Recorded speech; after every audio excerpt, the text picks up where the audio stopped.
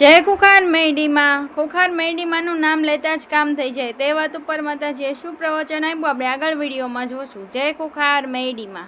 મનુષ્ય એ તો કદાચ બહાર બેઠેલો ભિખારી ખાલી પોતાનું પેટ ભરવા હાથ લાંબો કરે છે, પણ તેનાથી મોટા તો આજના મનુષ્ય કહેવાય ભિખારી કે ભગવાનના મંદિર ચડતા પહેલા જ મોટી મોટી અરજીઓ ચાલુ પગથિયે માં મારા છોકરાનું હારું કરી દેજે, માં મારા પૈસા આજ લેજે, હે ભગવાન મને રૂપિયા આજ લેજે, હે ભગવાન પેલી જમીનનો ડખો પતાય આલજો, આ તે ફલાણું ઢેકણું. એ મંદિરની 10 સીડીઓ હોય, 10 સીડીઓ ચડતા ચડતા અલગ અલગ માગે. ભગવાન ની આગળ જાય ને ભગવાન હશે, માતા હશે, સમાયો ભાઈ બસ માગતું તા. અને બહાર કોઈ ભિખારી કદાચ બહાર નીકળે અરજી કરી અને બહાર કોઈ ભિખારી હાથ બાબુ કરે તો એમ કે સોની મોની કોમ ધંધો કર, માગ્યા વગર તો તું અંદર માગી ના આવે એ કશું નહીં. ભગવાન હશે કે નહીં તો કહેશે કે ભગવાન દયા નહીં આવતી હોય, માતા આટલા બધા દુઃખી થઈએ, માતા દયા નહીં આવતી હોય, તમે હાથે કરી કરો છો એવું તો ભગવાન માતાજી તમારી પર હશે. ચોથી કોઈ ભગવાન માતા દયા કરે એ જ ભગવાન કદાચ મંદિરમાં બેઠેલો ભગવાન કૃષ્ણ હોય કે રામ હોય શંકર હોય, તમે કોઈ અરજી કરી હાથા હૃદયથી અને એ જ ભગવાનનું સ્વરૂપ લઈને કદાચ બહાર કોઈ હાથ બાપો કરી દીધો, તમે ટૂંકારી કરી દીધું, શું થાય? પેઢીઓ ઊંધી ભૂલી જાઓ તમને કોઈ માતા ભગવાન ભલું કરે. આ તો મનુષ્ય યોનિ છે, આ તો સમજણ છે, સમજ છે, તમને સાચા ખોટાનું ભાન છે. તો તમે કદાચ કોકની જોડે મદદ બોલી માગી શકો છો કે હે માં મને મદદ કરજે. આવા કદાચ 84 લાખ યોની ફરવાનું થશે અને આવા કૂતરા બલાડામાં કદાચ યોની મારો ભગવાન નાખશે ને તો બેઠા બેઠા રોવાનું થશે. હું મેરડી આવું છું. આજકાલની વાત નહીં, અમારી વાત કદાચ કોઈને વિશ્વાસ આવે ના આવે, પણ શાસ્ત્રો પુરાણો બધા ગ્રંથોમાં એવું કીધું છે કે મનુષ્યને એક જન્મ નહીં હોતા. મનુષ્ય હાથે કરી પોતાની જિંદગી બરબાદ કરે છે. બસ મોજ શોખ ફરી હરી ફરી હારા લુગડે કમ્પ્લીટ રહેવાનું, બહાર જઈને જગતને દેખાડવાનું હું કરોડપતિ છું, પણ મોટો ભિખારી હોય. અને એ ભિખારીનું જોઈ તમે ભિખારી બનો છો. મારી અમે માનીએ છીએ માતા, મારો કાકાનો છોકરો માનતો નહીં અને એનો મારી 4 ગાડીઓ છે, અમારી જોડે સાયકલ નહીં. આવું તમે દેવ જોડે પક્ષપાત કરો છો કે માતાજી અમે બહુ માનીએ છીએ, તમે પહેલેથી દીવા તારી ભક્તિ કરી પણ મારા ઘેર જ વસ્તી નહીં અને મારા કાકા ઘેર તો જોતો ખરા છોકરા જ આવે. તો આનું કારણ શું? દેવી શક્તિ તમને હાથે કરીને તકલીફ એટલી આલે છે કે તમારો અંદરનો ભાવ, હૃદયનો નાભીનો અવાજ કઢાવવા માટે એક વખત માં નીકળી ગયું ને બાથમાં લે છે તમારી માતા. એટલે કોઈ નિરાશ થતા હોય કે અમે માં ભક્તિ કરીએ છીએ અને અમારા કાકા કુટુંબ કોઈ ભક્તિ નહીં કરતું, એ સુખી છે ને અમે દુઃખી છે. ભક્તિ કરવા વાળો હંમેશા દુઃખી જ રહે. એનું મુખ્ય કારણ જો લગીન તમને હાચી દેવની લગ્ની પ્રેમ ના બંધાય તો લગીન કોઈ દેવી શક્તિ તમારી પર કૃપા નહીં જ કરે. આ તો એટલી કહો એટલી હારીશું તમારા માટે કે ખાલી ભાવ નહીં હોતો, કોઈ ભાવ વગર ખાલી કોકના કહેવાથી ખાલી ખુખાર મેરડીની મોનતા તો રાખ, ખાલી બોલતા જ કામ કરી આલે આવા પરચા.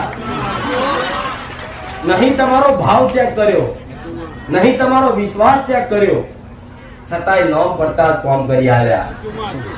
આવા વધારા લોકો તો ખાલી નોમ દેવાથી કામ થઈ જતા હોય તો સાચી શ્રદ્ધાથી કદાચ મારા પાડે 2 આંગળા પડ્યા હોય તો ભેડ્યો તારી હું મેલડી આવું બોલું. ખાલી નોમ દેવાથી કામ થઈ જતા હોય તો મારા પારે કદાચ સાચા હૃદયથી 2 આંગળા પડ્યા છે ને ભેડ્યો તારી નાખો હું એ મેળવી. બસ ખાલી તમારી ઓળખની દ્રષ્ટિ જ બદલવાની છે.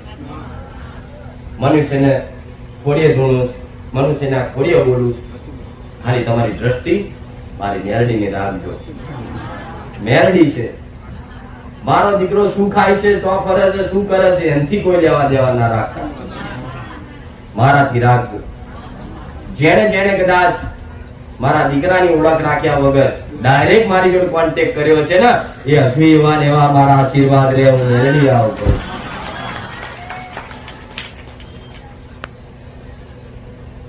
માતાજી દીકરો કેવો લાગે છે, શું છે, નામ શું છે, એના પરિવારમાં કોણ કોણ છે, કેટલું ભણેલા છે, તમારથી શું લેવા દેવા? ભણેલી તો હું મેરડી છું. તમે મારા દીકરાને ઓળખીને આવ્યા છો તો કાલથી આ ફોટા લઈ લો, મારા દીકરાનો લગાવી દો. કોણ થાય મને કહેજો. સાચું ખોટું અમુક જણા કરે છે વ્યક્તિગત ઓળખ. મેં તો એ કીધું કે ગુરુ મારા દીકરા મળવા જરૂર કઈક કઈક તે એવા ભાવિકો છે કે માં તારો દીકરો ભગવાનનો અવતાર છે, અમે એવું માનીએ છીએ. કોઈ કઈક તો એવું માને છે કે તારા દીકરા રોમ દેખાય છે. કઈક કઈક તો એવું કદાચ વિચારી લીધું કે માં તારા દીકરાના પગ ધોવા છે. આવું કહું છું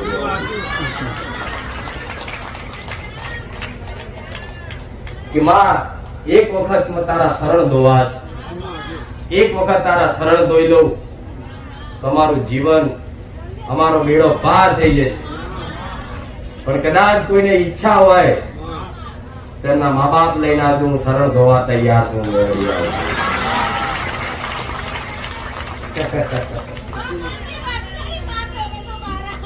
મનની ભલે રાવ આવી આવો આવો ભાવ તમારો છે. પણ ભલે શરણ કદાચ ઘેર બેઠાય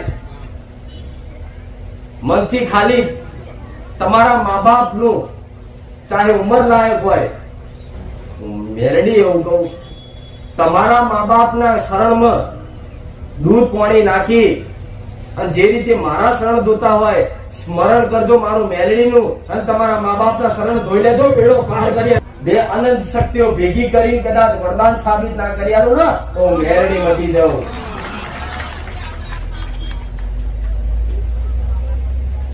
આ છે તમારું કર્તવ્ય, આ છે તમારું ધર્મ. પેલાના દીકરા એ જોયા જો લગી બાપ ઉભો હોય ને તો લગી દીકરો બેહે નહીં. બધી મર્યાદાઓ જતી રહી, બધું તૂટી ગયું. પણ છતાંય તે કદાચ થોડું ઘણું બચ્યું હોય ને તો તમારા મા બાપ ની ઇજ્જત આબરૂ ને મોન સન્માન જાળવી રાખજો. આવું મેળવી દઉં. ચોક નીચું ગાળવાનું થાય કોમ ના કરતા, કોકની આગળ હાથ જોડવાનું થાય એવો તો ઝઘડો ના કરતા.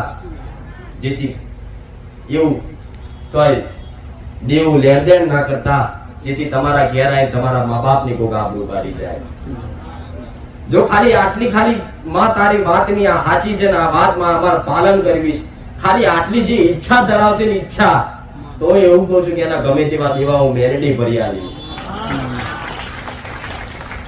ખાલી ઈચ્છા કરવાથી, ઈચ્છા માત્ર કરવાથી ગમે તેવા દેવા ભરી આવું. મારી લાલચ નહીં આવતી. દુનિયા કે છે કે આ બોલી બોલી લોકો સ્કીમો હાલે, સ્કીમો હાલવાનું મારું મેરડી નું કામ નહીં. એ તો આ તમારા વોડાફોન ના આઈડિયા વાળા બધા સ્કીમો હાલે, મેરડી નહીં.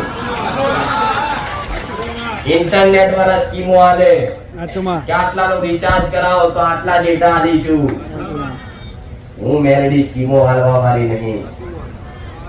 કદાચ હું કોઈ નહીં કહેતી હું તમારું દુઃખ મટાડી આલીશ, બધા દીવા ભરી આલીશ. તમે દરેક તમારા ઘરમાં સગા સંબંધીમાં કોઈ વ્યક્તિ બીમાર થયું હોય તો તમે ખબર કાઢવા તો ગયા છો બધાય. તો તમે જ્યાં હોય તો તમે એને શું આશ્વાસન આલો? ચિંતા ના કરશો, સારું થઈ જશે. હો એને ખાલી એ તમારા ખાલી એટલા કહેવાથી કે ચિંતા ના કરશો, સારું થઈ જશે, ભગવાન માતાજી તમારું સારું કરી દેશે. એ મરવા પડેલો હોય વ્યક્તિ ઉભો થઈ જતો હોય તો ખાલી મારા આશ્વાસન આલવાથી તમારી વિડીયો તારી લાગે. કોઈ ગેરંટી કે દાવા નહીં આવતી કે તમારા દુઃખ મટાડી આલીશ. ખાલી હું તમને આશ્વાસન, તમે કોઈ બીમાર વ્યક્તિને આશ્વાસન આલો, ચિંતા ના કરી, સારું થઈ જશે, એમાં તમારા આશ્વાસન આલવાથી સારું થઈ જાય. તો હું મેલડી ખાલી એટલું આશ્વાસન આલું, ચિંતા ના કરશો, બધું ભલું થઈ જશે. તો ભલું કર્યા વગર ના રહો.